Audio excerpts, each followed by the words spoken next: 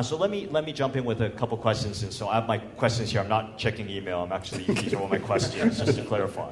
So for each of you guys, how do you think the startup scene has changed in the last year? And this is actually in light of all the recent political and economic challenges that have happened really in the last year. What are your thoughts? We'd love to hear, to give people sort of more the macroeconomic sort of view. Anybody? Maybe Jim, you have more experience. I think the entrepreneurial ecosystem is not really a step function. I think it's a fairly continuous curve. Of course I'm biased, but we do think that the entrepreneurial landscape is improving on a continuous basis.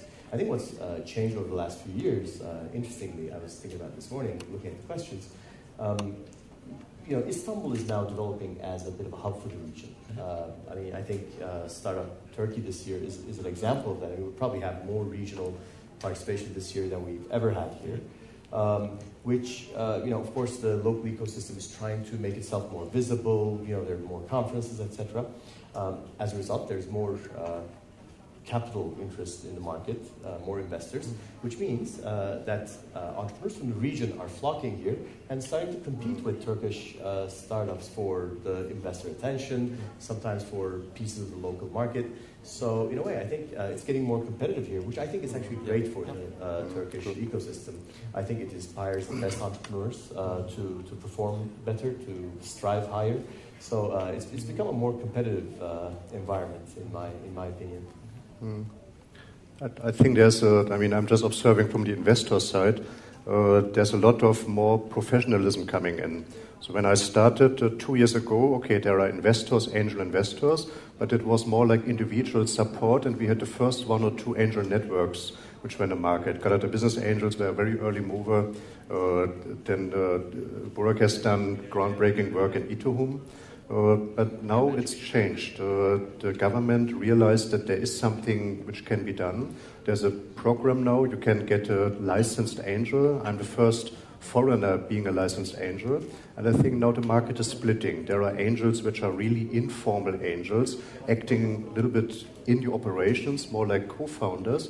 And we have another group of people which are really trying to adopt the business angel model as a business model to Turkey. And there we have some of the angel networks, some super angels like Hassan, who is not there. Sina said he's jumping into his position. He will be the next super angel maybe for the let's see. But apart from that, so there are more players in that market, in the professional market. And the startups are actually starting to select among the investors with whom they want to work. And the emphasis is on smart money. They want money, but they want smart money. And what they really need, and I can just repeat what everybody said before, we need people which are willing to go abroad, which think global from the very beginning. And both the startup scene and the investor scene has to think global and to be better connected. It's a shame that you see so many great startups in Turkey which are feeling somehow having a minority complex, not going abroad. You see startups from every country when you go to international conferences, but a little bit Turkey is subdued, and that's not appropriate. The startups are better, they earn better, and I think it's a job of investors to help them with that. I see. We'll love your view as an operator. It depends on from where you look to it. Yes, there was a big development in the last 5 years in the ecosystem of startups, especially. If you compare Turkey with other ecosystems, right? Let's say with Berlin or Stockholm, I think Turkey is far behind. So there is a big potential, but we are far behind in developing this ecosystem. Istanbul can be the next Berlin, but there is a long way to go. I still think the ecosystem, the Turkish guys, the entrepreneurs are much isolated. So there are, very few conferences like this where we can talk English. Very few blogs about Turkey in English and stuff like this. I think the government supported, yes, the investor side, but there is almost nothing they did for the entrepreneurial side.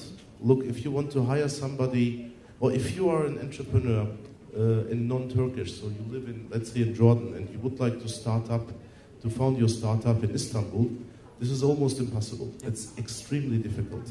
So And so the obstacles continue, but I'm also a big believer in the future of the Turkish ecosystem. It's just getting started.